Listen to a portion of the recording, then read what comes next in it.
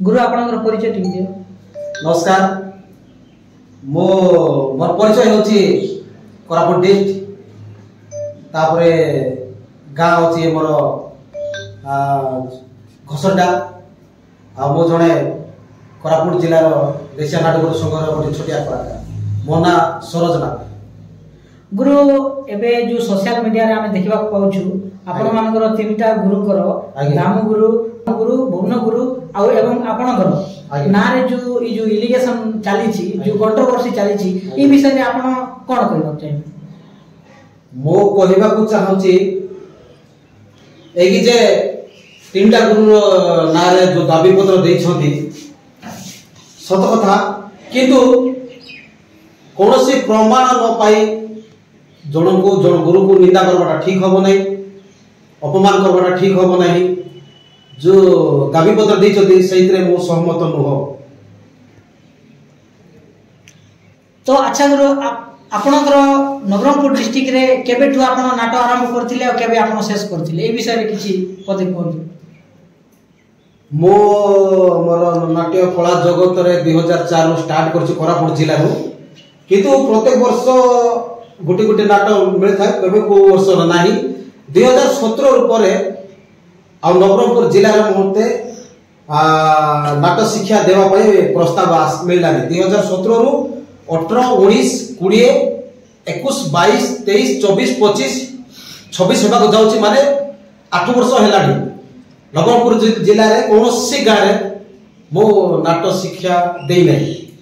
एवं हाँ आई 8 वर्ष भितरे मोर कोरापुट जिल्लार नाटक जाइकी नाटक प्रदर्शन करी आसुची जे कोनोसी जगह मो अश्लीलता करी नाही कि हमर कोरापुट जिल्लार कोनोसी गुरु भाई माने ताके भी ताकर नाटक नै प्रदर्शन करिसथि अश्लीलता कोठे मध्ये करी नाहंती।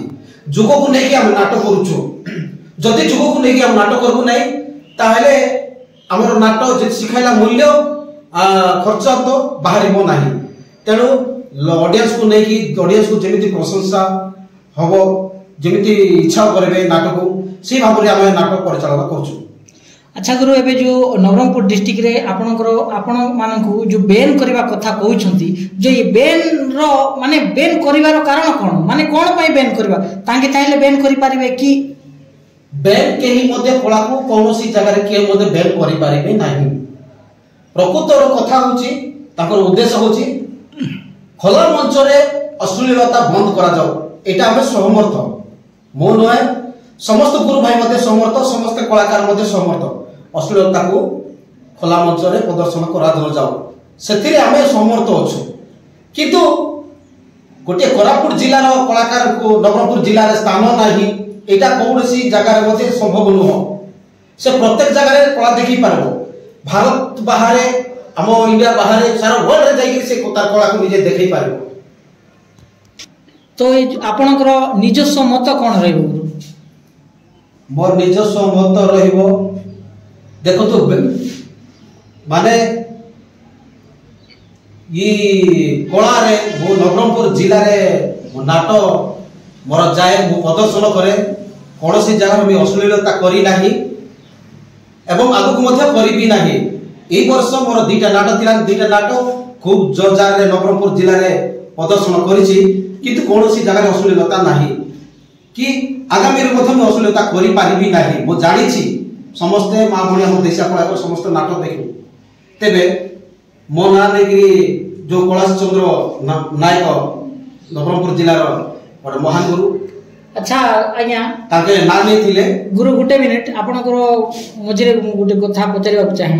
अच्छा कैलाश गुरु सहित आपण मानकर कोनोसी व्यक्तिगत शत्रुता अछि कि? कोनोसी व्यक्तिगत शत्रुता आज को मोते कैलाश गुरु सहित संपर्क जोई गोटे 4-6 वर्ष हबो 4-6 वर्ष हेलाडी ताको सहित संपर्क मोर भलो अछि। व्यक्तिगत कोनोसी भाव रे नाही मोर तार सहित शत्रुता भलो चलीछि विश्वास रे बढ़िया मोर कथा बर्ता सब बळे किंतु मो ना ताके पाटरे धरले सरोज गुरु बोलिगिरी मु केबे मध्ये नवरंगपुर जिल्ला रे नाटक आज को 8 वर्ष हेलाडी नाटक सिखै नै मो नाटक प्रदर्शन करछि हई थाई पारे मोर भूल भाल अश्लीलता कोनोसी जगह टिकी टिकी कोन किछि रहि जाई पारे किंतु मो हाथ जोडी क्षमा मागुछि नवरंगपुर गुरु मानकु आगामी रे ସେମିତି କେବେ ହେଇପାରିବ ନାହିଁ।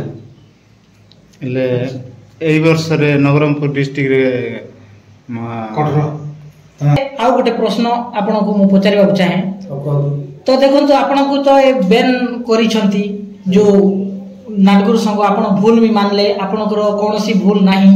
ତଥାପି ଯଦି ଦର୍ଶକ ଆପଣଙ୍କୁ ଭଲ ପାଇବା ଦଉଛନ୍ତି ଆଉ ଆଗାମୀ ପିରିୟଡରେ ବି ଦେବେ, ତ ଧରିନିଅ କୌଣସି ଦର୍ଶକ କୌଣସି ଗାଁର ଲୋକ ଯଦି ସରୋଜ ଗୁରୁଙ୍କୁ ଡାକନ୍ତି ନାଟ ଶିକ୍ଷା ଦେବା ପାଇଁ, ତ ଏଇ ଏବେ ଯୋଉ କଣ୍ଟ୍ରୋଭର୍ସି ଚାଲିଛି ଏଥିମଧ୍ୟରୁ ଆପଣ ନାଟ ଶିକ୍ଷା ଦେବାକୁ ଯିବାକୁ ଚାହିଁବେ ନା ନାହିଁ? ଦେଖନ୍ତୁ, ଗୋଟିଏ କଳାକାର ସମସ୍ତ ଜାଗାରେ ଯାଇ କଳା ଶିଖେଇ ପାରିବ ସେମିତି କିଛି ନାହିଁ।